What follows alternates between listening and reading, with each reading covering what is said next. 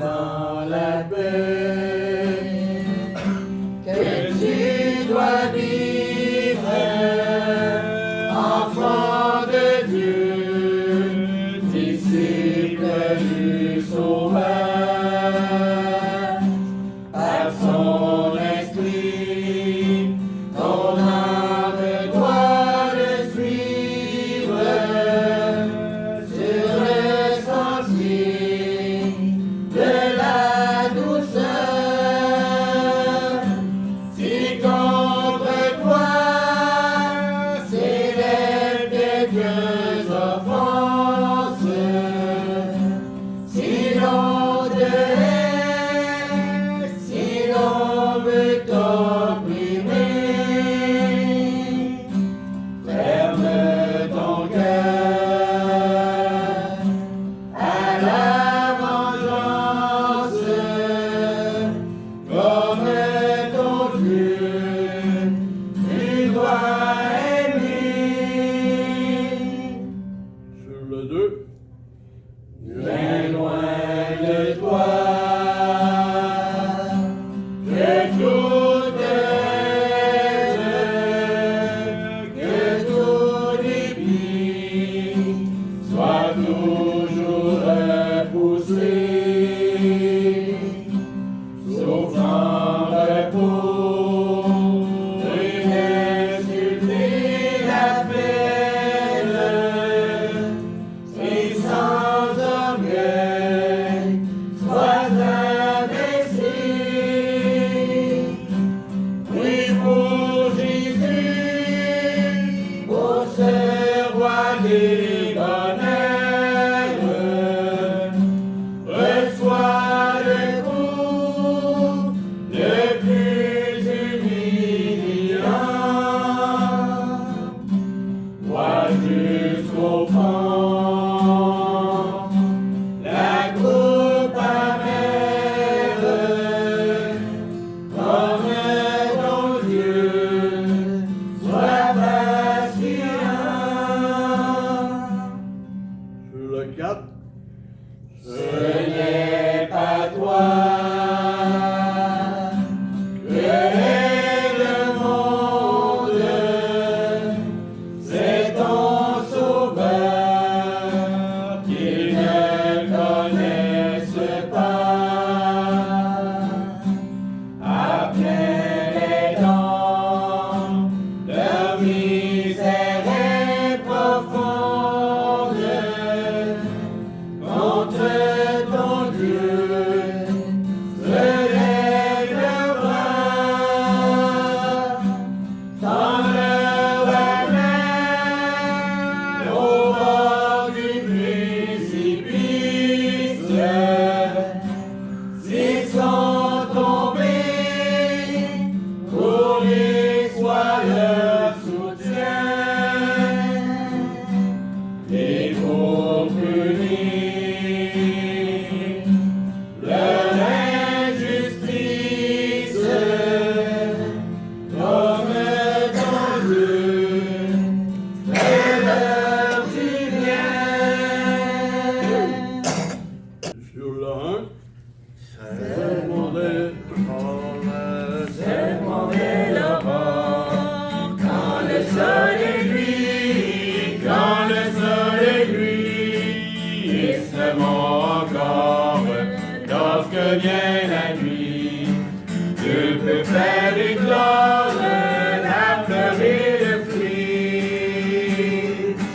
Bon courage ami, bon courage ami, nous irons joyeux, cueillir les épis. Bon courage ami, bon courage ami, nous irons joyeux, cueillir les épis. Sur le 2.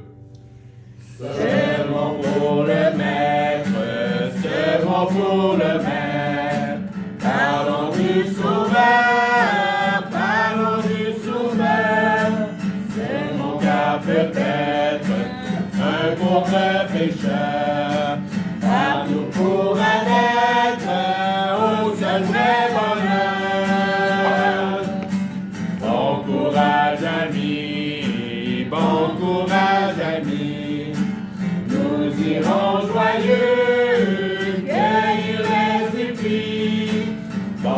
courage ami, bon courage ami, nous irons joyeux, cueillir les épis. Sur le 3, La tâche est immense, la tâche est immense, et sur le terrain, et bonne espérance du travail des mains, de Dieu la puissance fait germer le grain. Bon courage ami, bon courage ami, nous irons joyeux cueillir les épis. Bon courage ami, bon courage ami, nous irons joyeux cueillir les épis. Frère Pierre, qu'on lui a prié. Père éternel, je demande, Seigneur, de mettre ta main sur notre ministre, mon Père, afin qu'il puisse apporter ta parole, mon Père Céleste. Je demande, Père, de guérir ceux qui sont malades, mon Père. Je demande de mettre ta main sur ceux qui souffrent aussi, Seigneur. Amen. Je demande de protéger nos enfants, nos petits-enfants, tout le temps, mon Père. Je demande, Père, d'ouvrir des portes afin qu'on puisse témoigner ton nom, soit par l'exemple ou par parole, Seigneur. Amen. Au nom de Jésus, Père, je te demande ces choses, la plus grande gloire. Amen. Amen. Vous allez bien, vous chantez le 655.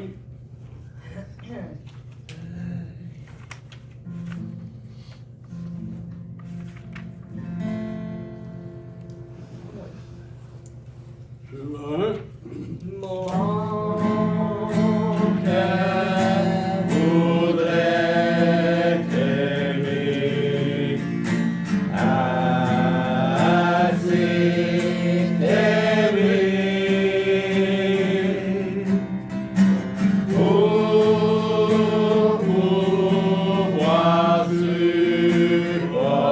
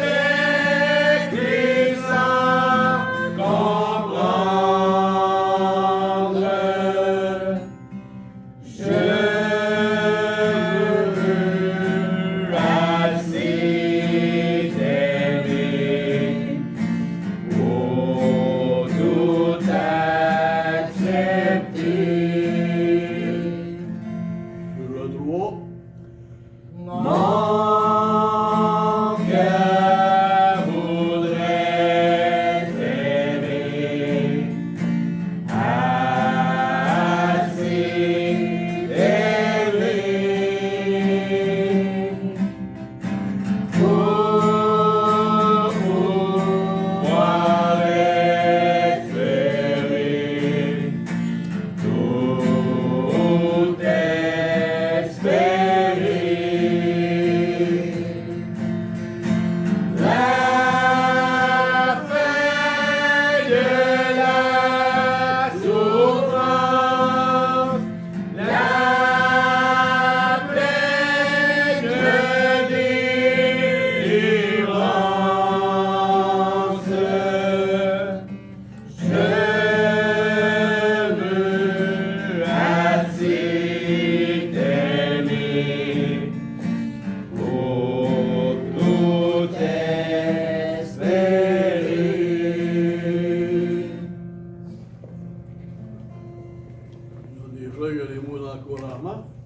Augustin. Jonas 1, verset 2. Oh. Lève-toi avant Nénive, Ouais. la grande ville, et crie contre elle, car sa méchanceté est montée jusqu'à moi. Tout le monde connaît l'histoire de Jonas. Jonas, Dieu l'a appelé à la Nénive. Jonas s'est caché, s'est poussé, il a tout fait pour pas y aller. Il était en mer, s'est fait jeter à l'eau, un poisson l'a pris, est allé le jeter sur la plage à Nénive. Bon. Tu parles de Jonas aux gens. La seule affaire que les gens ils ont retenu, c'est que Jonas, c'est le gars dans le poisson, ça. Le vrai message de Jonas, je pense pas que c'est le poisson. Non. Quand Dieu t'appelle à aller là, va là. Quand Dieu te demande de faire ça, fais-le. Il y a toujours, selon la chair, il y a toujours une difficulté, il y a toujours quelque chose qui nous empêche, il y a toujours quelque chose qui nous décourage puis qu'on ne veut pas le faire. Mais on le sait très bien, quand Dieu nous appelle à faire quelque chose ou nous demande d'accomplir une tâche, il y a toujours une grande rémunération qui vient avec. Je ne sais pas pourquoi qu'on s'entête à s'obstiner. Dernièrement, je parle avec plein de monde, puis on parle de la parole, puis on dirait que les gens ont oublié qu'est-ce que l'essence puis le sens de la parole de Dieu. Ils se convainquent eux autres mêmes par des raisonnements qui sont, à mon œil, stupides, puis qui ça n'a aucun sens que tu t'éloignes de la parole de Dieu, puis que tu te convaincs toi-même par tes raisonnements qui sont faux. C'est vrai qu'il est écrit que Jonas est allé dans le poisson. Mais Dieu s'est seulement servi du poisson pour l'amener là où il voulait qu'il soit. On va-tu être du genre à se détourner de la parole de Dieu parce que ça nous arrange mieux, puis qu'on va essayer de se convaincre de ce que la parole de Dieu dit, ou on va prendre la parole de Dieu telle qu'elle est écrite, puis qu'on va avancer tel que la Bible nous enseigne de le faire? Dans Jonas 3, la parole de l'Éternel fut adressée à Jonas une seconde fois. En ces mots, lève-toi, va à Nénive, la grande ville, et proclame-y la publication que je t'ordonne. Jonas se leva et alla à Nénive. Qu'on se lève puis qu'on y aille à Nénive, Dieu nous appelle à faire un travail. Qu'on n'essaye pas de se convaincre de ce que nous autres on veut, ça ne sert à rien puis on n'ira nulle part. Si on va dans le chemin de l'Éternel puis on le suit, on va aller où ce qu'on doit aller puis on va aller à la meilleure endroit qu'on peut se rendre. Qu'on suive les Écritures comme la parole, comme l'Esprit nous l'enseigne, pas comme la façon que nous autres on veut se diriger. Amen. Il y en a qui vont voir un addon. J'avais mon idée en tête, j'ai ouvert ma Bible, ça a tombé sur Jonas, c'était pas prévu pantoute. Le cantique, je ne le savais pas c'était lequel. Il y en a qui croient un addon. Moi, je sais que l'esprit il est puissant. Amen. Attends la preuve. Aïe, Il va croire aux addons, mais il va en avoir un addon. je Voilà juste votre présence. une terre. Et justement, on va aller dans deux places aujourd'hui. Dans le livre des Actes au 9e chapitre. Et ensuite de ça, on va aller dans 2 Corinthiens 12. Aïe, aïe. On va parler de la conversion de l'apôtre Paul. Lui aussi, comme Jonas, Dieu l'a appelé, il fallait qu'il aille quelque part. J'ai bien dit ça, le verset 1 à 4. Cependant, Saul, qui est l'apôtre Paul, respirant encore la menace et le meurtre contre les disciples du Seigneur, se rendit chez le souverain sacrificateur et lui demanda des lettres pour les synagogues de Damas, afin que s'il trouvait des partisans de la nouvelle doctrine, hommes ou femmes, il les amena liés à Jérusalem. Comme il était en chemin et qu'il approchait de Damas, tout à coup une lumière venant du ciel resplendit autour de lui. Il tomba par terre et il entendit une voix qui lui disait, Saul, Saul, pourquoi me persécutes-tu? Il répondit, qui es-tu, Seigneur? Et le Seigneur dit, je suis Jésus que tu persécutes. Il te serait dur de révimber contre les aiguillons. L'apôtre Paul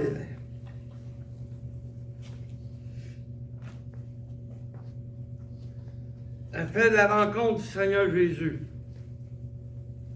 Et sa conversion et l'appel que le Seigneur a fait,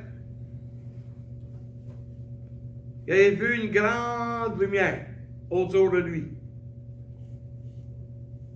Il est tombé par terre.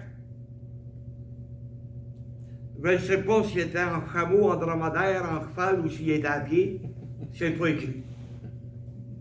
Parce qu'il y a plusieurs tableaux faits par des grands artistes où ce que tu vois la conversion de l'apôtre Paul, le cheval est grimpé dans les airs et lui il sac le canter, en tout cas.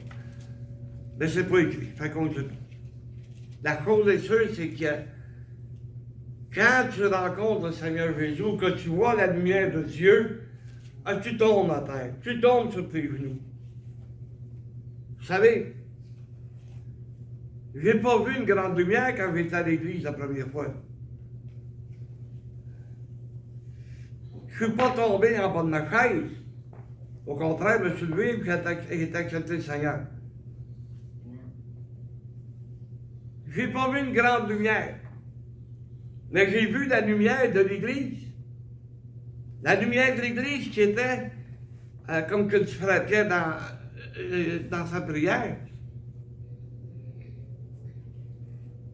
qu'on soit un exemple, à travers notre exemple, à travers nos vies, qu'on puisse démontrer l'importance d'aller à l'Église. Amen. J'ai vu une grande lumière, oui. Une lumière qui a ouvert mon cœur à travers les paroles que j'ai entendues. Et en plus, quand j'ai entendu les cantiques, c'était comme une lueur qui venait dans mon cœur. C'était tellement beau. Tu sais, tu es habitué d'entendre du rock'n'roll gros comme le bras. Tu es habitué d'envoyer du rock'n'roll puis que tu tombes sur de la musique douce qui vient te chercher dans le plus profond de ton âme. C'est la lumière de l'Église. Amen. La lumière de l'Église à travers les prières. Voyons donc, comment tu fais pour prier de même? Où c'est que ça vient, toutes ces idées-là? Aujourd'hui, on est capable d'en faire des prières. La première fois que j'étais à l'église, là, m'a dit une affaire, mon notre père, puis je vous salue Marie, il était loin de ma vie. Hein. Ça faisait longtemps que je n'avais pas fait ça. Mais quand j'ai entendu des vraies prières, des prières qui viennent du cœur, oh, c'est pas pareil. Comme l'apôtre Paul, j'ai vu une grande lumière, mais c'est celle de l'Église que j'ai vue. Et non pas un supposé ange qui est arrivé dans ma chambre de bain ou dans ma chambre à moi, puis qui a commencé à me dire, il faudrait que tu fasses ça pour être sauvé. C'est pas de même que ça fonctionne, c'est contraire à la parole de Dieu, c'est pas dur. Ben, les gens qui aiment ça croire n'importe quoi. Et fallu la croire n'importe quoi, puis il n'y a pas de problème. Fallu à croire que tu peux faire des miracles pour 50 piastres. Tu vas faire de l'argent, mais tu vas faire des malheureux. Et à cause de cela, à cause de cette grande lumière, ben, je suis tombé aveugle. Ouais, je suis tombé aveugle. Et lorsque j'ai commencé à écouter le message, j'ai recouvré la vue. Même si le message était dur. Oh, il était dur pour moi, le message, là. Parce qu'il s'adressait à un pécheur. Puis un pécheur de longue date. Hein? Il avait 21 ans, fait qu'on avait du péché sur le dos, là. Le message était dur. Mais il a touché mon cœur. C'est ça le but d'un message. C'est de toucher le cœur des gens. Et c'est là qu'on va dans 2 Corinthiens, chapitre 12.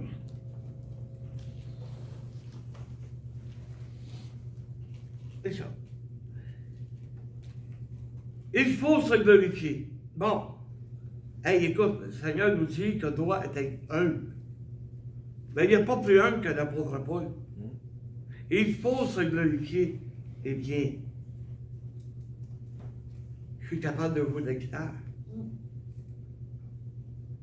Comment ça se fait, je ne sais pas. Comment c'est arrivé? C'est arrivé du jour au lendemain, pouf, j'ai été chez un de mes oncles qui m'a donné sa guitare, il m'a mis ça dans les mains, et pouf, c'est parti. Je pourrais me glorifier. Mais c'est le Seigneur Jésus que je glorifie, c'est Dieu. Je suis capable de faire ça pour la gloire de Dieu. J'étais capable de chanter pour la gloire de Dieu. Tu sais, il n'y a personne qui m'a appris à chanter. Ma mère chantait tout le temps. Elle avait son radio à l'époque à CKC, AM, puis il y avait de la musique. Puis elle apprenait des chansons, puis elle chantait. Puis nous autres, on chantait avec elle. C'est un don de Dieu que j'ai reçu. Amen. Comment ça fait que moi, j'ai eu, puis il y en a qui chantent comme des pieds? Il faut se glorifier. Merci Seigneur. Tu m'as donné ce don-là pour mettre à ton service. Amen. Donc, tu es bon dans la construction, ben, tu peux t'inventer. Tu disais toi-même que tu n'as pas de secondaire, tu as lâché l'école, tu savais quasiment rien. Mais tu as ce don-là.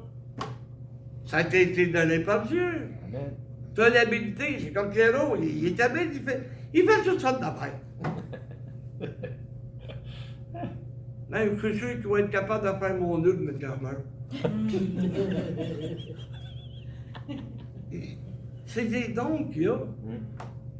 Ça se fait qu'une telle femme est capable de faire des desserts, elle peut avoir de malade. Puis l'autre n'est pas capable de faire plein d'œufs. Si elle réussit son œuf, elle mange le bacon.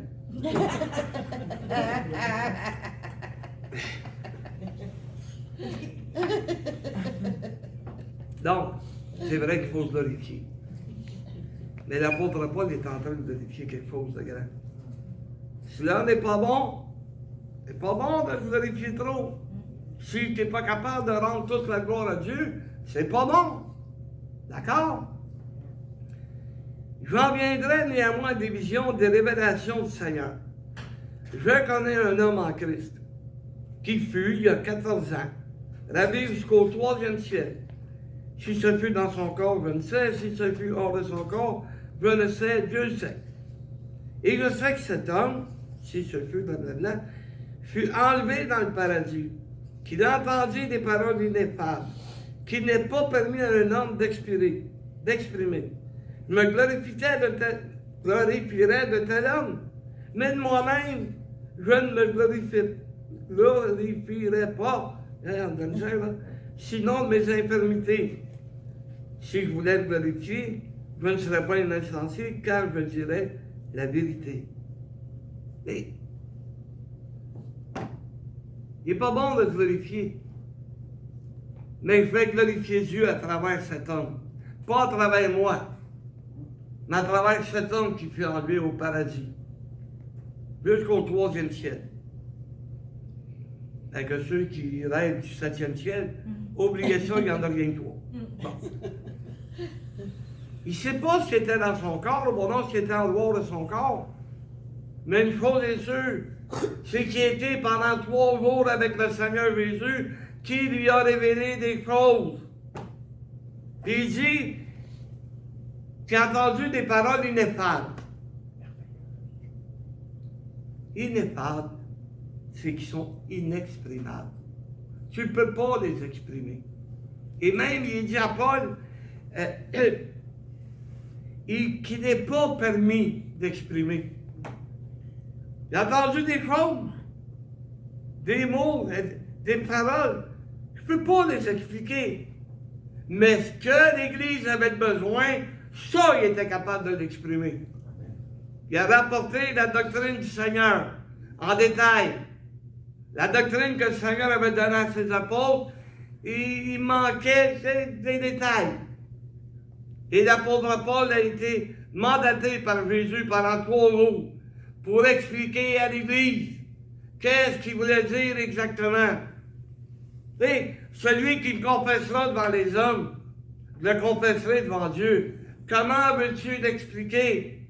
Va dans Romains 10, puis tu vas être capable de l'expliquer. Parce que l'apôtre Paul a emmené l'enseignement que Jésus voulait que nous ayons. Il faut se glorifier. C'est pas bon. Mais glorifier le Seigneur, ça c'est bon. Et comment tu peux le glorifier? C'est à travers sa parole, à travers ses enseignements.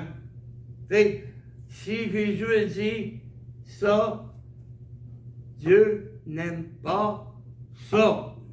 Alors pourquoi que nous, écoute, je suis sauvé, c'est pas grave. Oui, c'est grave.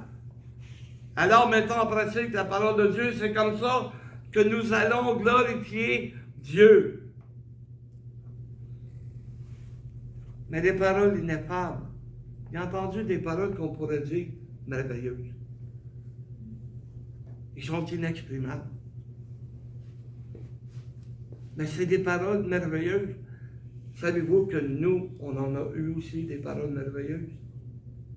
Depuis que le Seigneur Jésus a ouvert mes yeux, il a fait tomber comme les écailles qu'il y avait sur mes yeux, pareil comme l'apôtre Paul.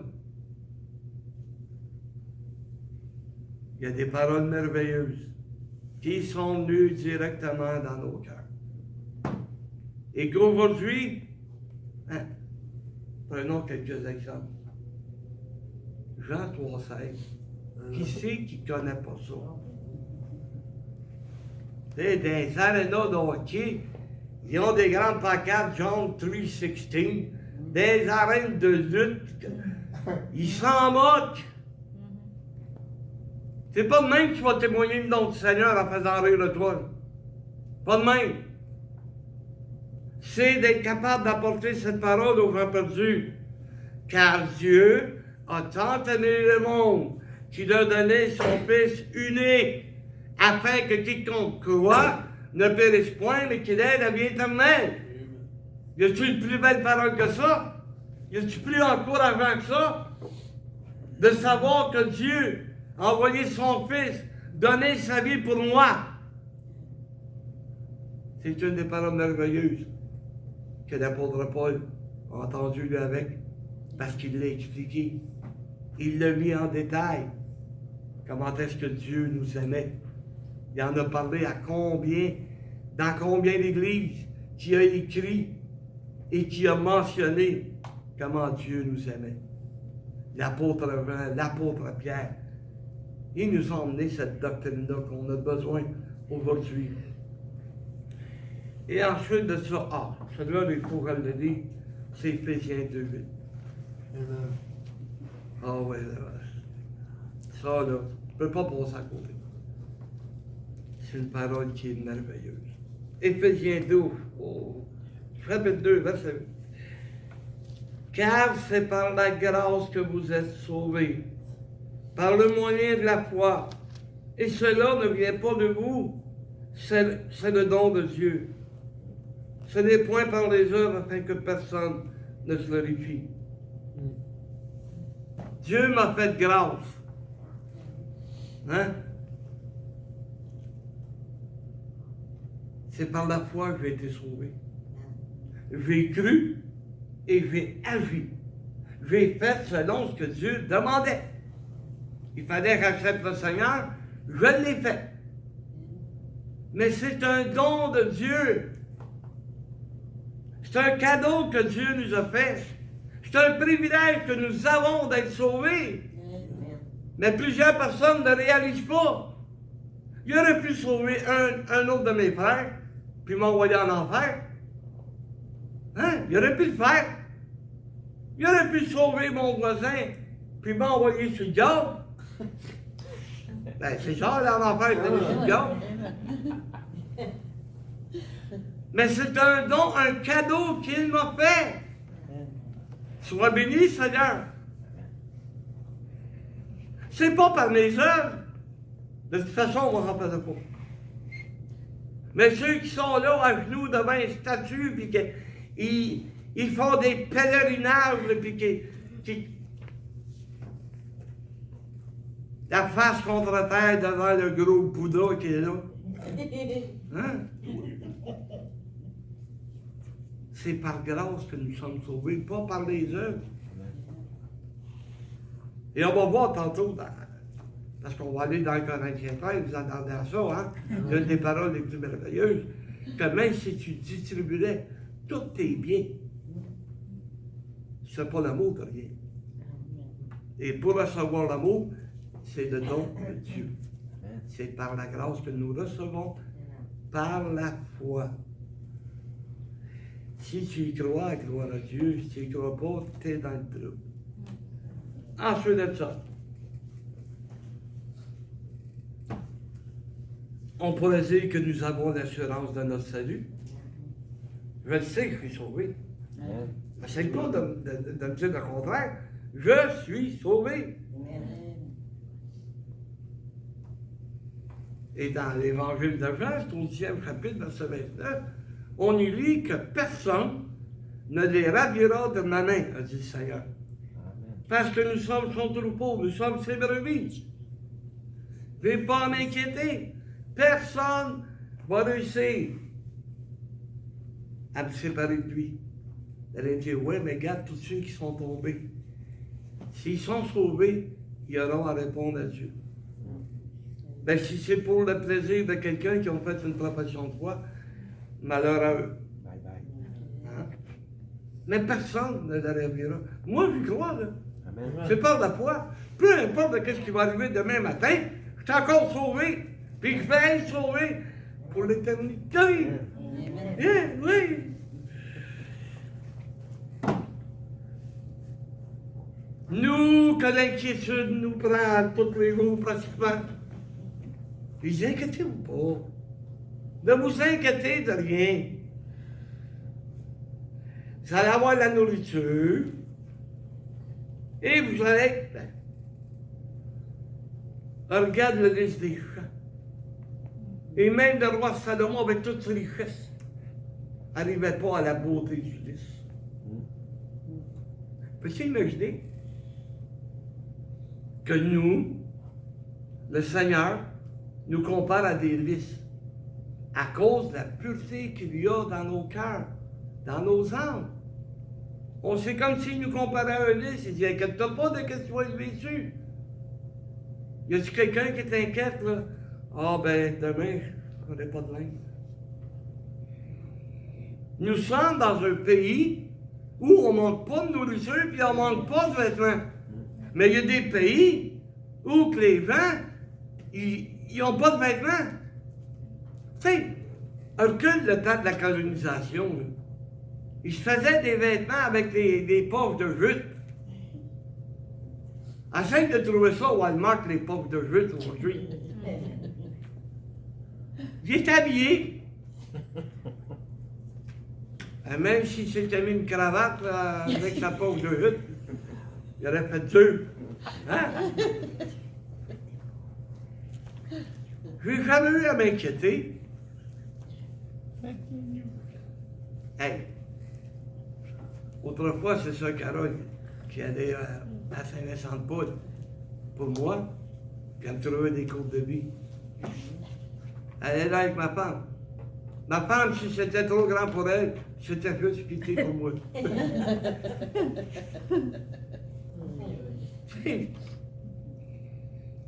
Ça ne change pas mon visage, mais je suis beau pareil. Hein, ça paraît bien. On est béni, puis on ne le sait pas. Mais pourtant, ça devrait être par la foi qu'on y croit. Oh, que oui, j'y crois, Seigneur. Je sais que tu vas pouvoir à tous nos besoins. C'est parce qu'on ne regarde pas de qu'est-ce qu'on a dans notre maison. Parce que si on commençait, tu sais, et un moment donné, il y a mon agent d'assurance qui m'appelle. Et il me dit, Aïe, aïe. est-ce que vous voulez augmenter la prime? Pas la prime, en tout cas. De 25 000 à 50. OK? Ben, je peux faire. Ben, il dit, regarde dans ta maison, là. prends chacun des items que tu es obligé de racheter si tu passes au feu. Et j'y pense à la coutellerie, ça paraît niaiseux, mais si tu vas chercher au dollar à bas, à toute une pièce pareille. Chaque morceau. Regarde ton prix de côte. Regarde dans tes côtes d'habits. Regarde tes habits dans. Hey, dans ce temps-là, on en avait au moins 5-6. Ben, le même pantalon, des côtes d'habits. S'il fallait, je me rachète tout ça. Et pas dire qu'il en reste encore à Saint-Vincent-de-Paul à l'époque. Ben, je trouvais que c'était pas bête. Là, quand tu t'arrêtes de calculer tout ce que tu as dans ta maison, ouais, il y en a qui devraient regarder 2 primes parce que peut-être que 50 000, ça sera pas assez. Ah, regarde, c'est facile, là. Calcule rien que mon studio de musique. Rien que ça. Le clavier que j'ai là, j'en ai 2, un là de même, un petit comme ça. Je trouvais que, ouais, j'avais 3 guitares. Et, j'avais tout ça, là. Rien que ça, là. Oh! On parle de 6-5 000 piastres. Les accordéons, c'est vrai. Si tu veux acheter un accordéon comme la mienne aujourd'hui, là, c'est 1800 $. Je pense que mon père l'avait payé rien que 285 dans le temps.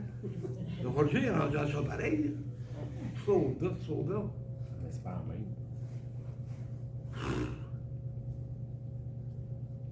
Béni soit le Seigneur Amen. qui a pourvu à toutes ces choses.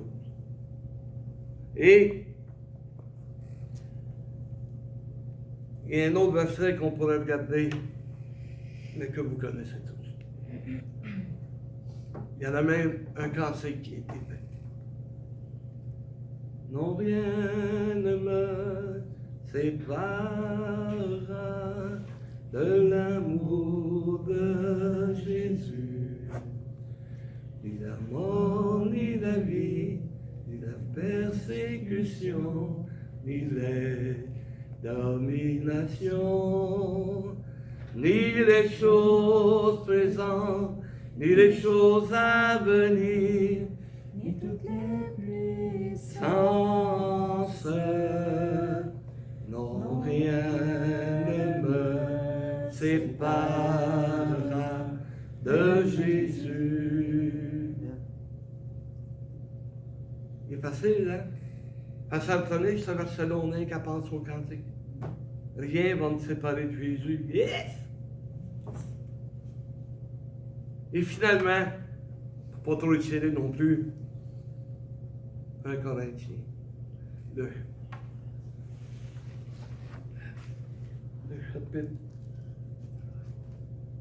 Oui, non? Ah, ok.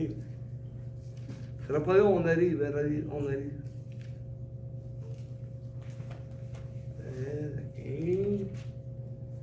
1 Corinthiens, à travail.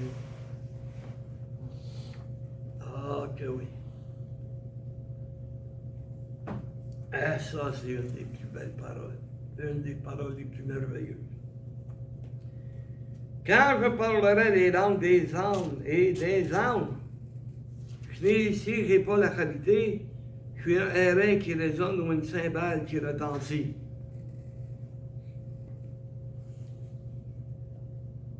C'est quoi la langue des anges? Hein? Qu'est-ce que c'est ça? Même si je parlais la langue des hommes, mais étranger à ma connaissance. Parce que si quelqu'un parlait en algérien, je ne comprendrais rien. Mais même si je connaissais toutes ces langues-là, si je n'ai pas l'amour, je ne suis rien. Amen.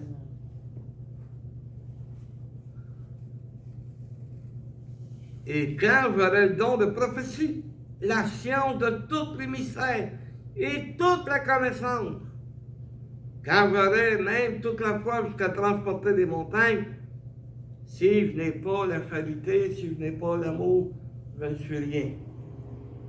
Ça m'impressionnerait. Là. Ah ouais, si frère Jean-Michel déplaçait le Mont-Royal dans le cours-site, ça m'impressionnerait. Hein, n'est-ce pas?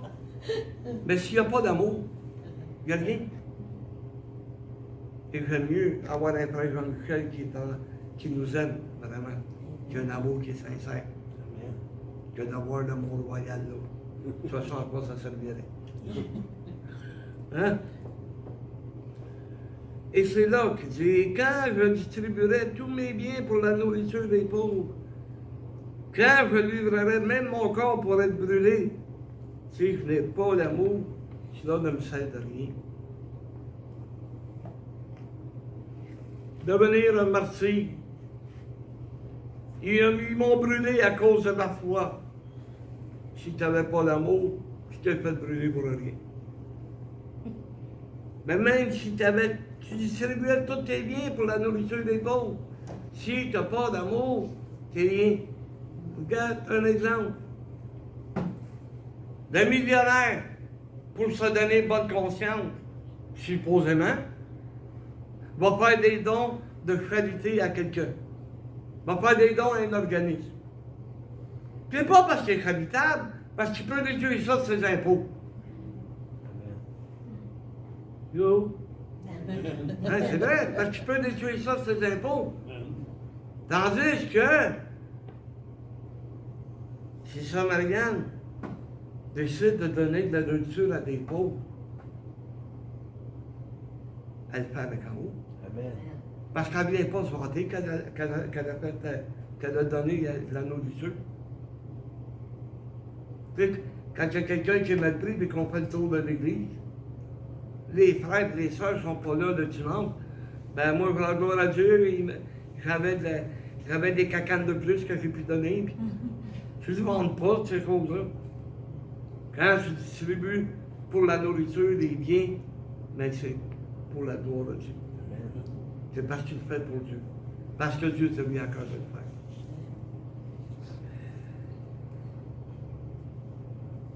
Bon. On sait le restant, l'amour est patient, blablabla. Ce qui est important pour les sœurs, c'est de savoir que j'ai emmené quelques agents, mais si je vous demandais, quelle a été la parole merveilleuse dans ta vie? Quelle parole merveilleuse tu as entendue dans l'Église, qui t'a amené à changer ta vie, qui t'a amené à t'éloigner du péché? Quelle est cette parole? Dieu a tant aimé le monde, oui. Tu veux être sauvé? Ben, c'est la place idéale. Tu crois au Seigneur Jésus? Ben oui. Tu crois que Dieu l'a ressuscité des morts? Ben oui. Qu'est-ce que tu attends pour faire une profession de foi? Amen.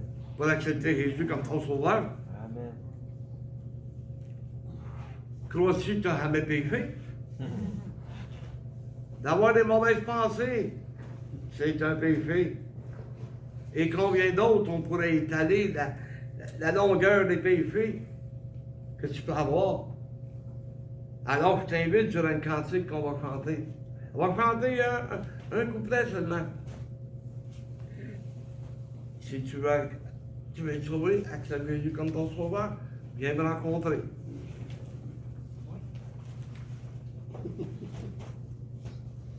Dieu te bénisse.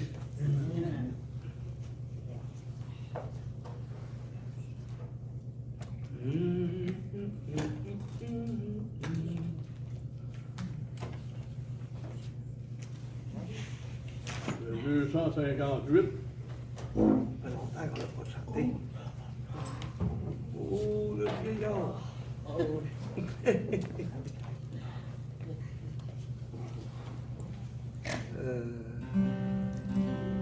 Numéro 1. Je suis sans bien à moi, si dans ton sang versé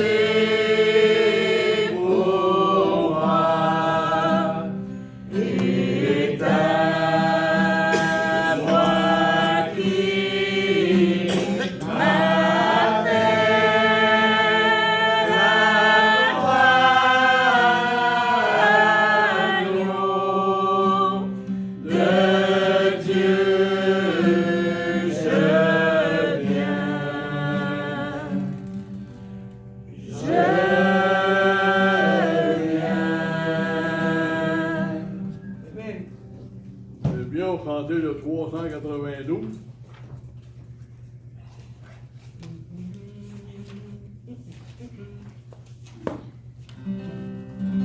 Sur le 1. Celui qui est en Jésus, il est plein de confiance, jamais ne chancelle plus, compléter sa délivrance, à la fois nous marcherons, par la foi nous triomphons, par la foi mon Rédempteur me rendra plus que vainqueur. Sur le 4. Par la foi, Je marcherai en comptant sur ses promesses, par lui je triompherai en tout temps de mes détresses. Par la foi nous marcherons, par la foi nous triomphons, par la foi mon Rédempteur me rendra plus que vainqueur. Eh bien,